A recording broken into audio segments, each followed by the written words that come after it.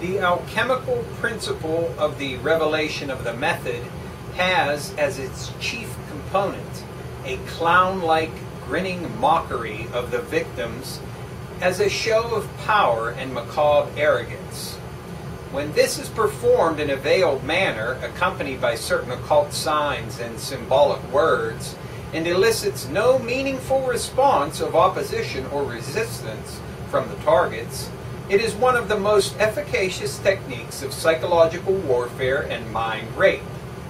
This ceremonial nose-thumbing, this perverse jesting and clowning, is taken to the highest level of intensity by the truth or consequences principle, which ultimately hinges upon the issue of consent.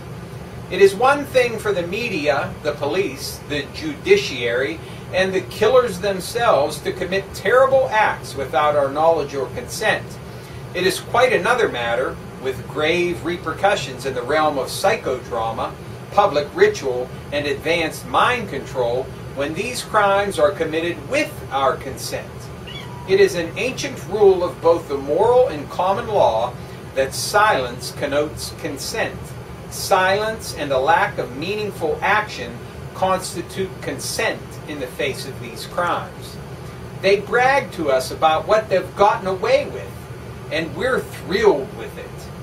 That's our only significant response, that and the anticipation of the next thrill.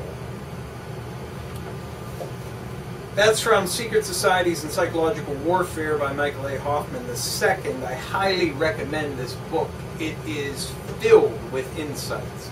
And I would like to welcome you to another edition of the Stench of Truth. And I would like to say that the reading that I've chosen by Michael Hoffmann on the revelation of the method is particularly apt now because we are living within the psychodrama that is the revelation of the method. Because the powers that be have moved to the stage where they are revealing everything to us by piling on one absurdity over another. And you can see it happening every day in every way. We had the underwear bomber, which very well may be a total false flag patsy operation. But more importantly, in my view, is that it's ushering in more police state tactics, and people, while there are those who are protesting against this, and they should be, most vigorously, there are not enough. There are not enough people who are looking at that nose thumbing and saying, we are not going to accept this. The revelation of the method is why we have to fight tooth and nail against everything. Now, I've heard it commented on my last video and before, and some other people have talked about this as well, about divesting from the large Wall Street firms, pulling your stocks and securities out of them, pulling your money out of those banks that have been taken over by them, if you have money in there. And while that may make you feel good, and it certainly can't hurt anything, it's really not going to have any effect on those banks. Because there's simply not enough money to have an effect if you pull it out. Unless everybody in the country did the same thing. And this is the problem. The vast majority of the people are just sheep. They really are. They really are. They're led by the nose, and they more or less cower down and accept the oppression that is placed upon them. But now we're in the time where they're telling us what they're doing. They're showing it to us, and it's very brazen, and it's in your face. And according to that alchemical notion of the revelation of the method, they have to do this. It's part of the entire psychodrama that they do.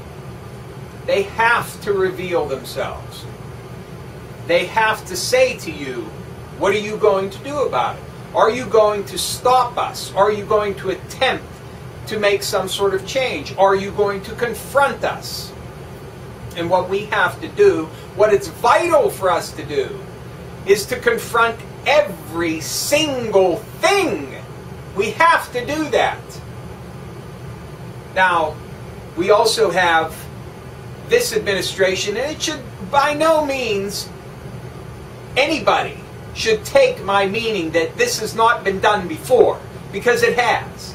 But in this administration, you have it done so blatantly and so completely in your face, where you have the Treasury Secretary who comes out of the New York Fed, which is widely regarded and widely known to be the controlling force of the entire Federal Reserve System, is the New York Fed, because it's tied directly in with the Bank of International Settlements and the IMF, World Bank, and the international bankers that own the Federal Reserve.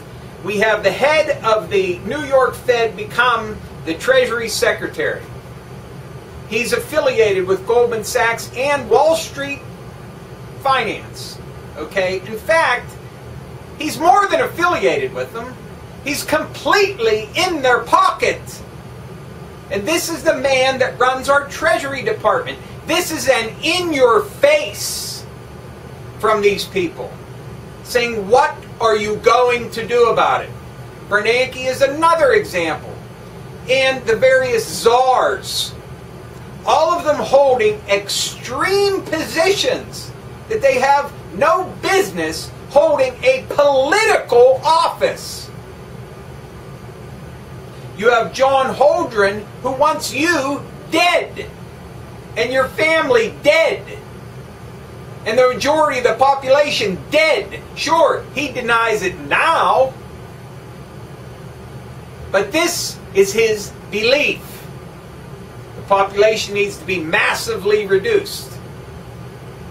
And you have Cass Sunstein now, who holds the opinion that conspiracy theories need to be either stopped or taxed or infiltrated with the cognitive infiltration, which is in effect mind control. This is a way to infiltrate groups in order to change the thinking of the people in the groups. It's not even disinformation.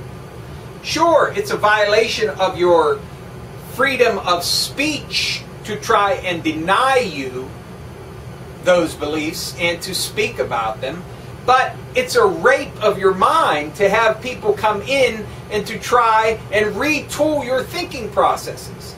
Now, it should be obvious to Cass Sunstein and anybody else who has a brain still, there is a major flaw in his argument when he says that conspiracy theories need to be either stopped, taxed, or infiltrated.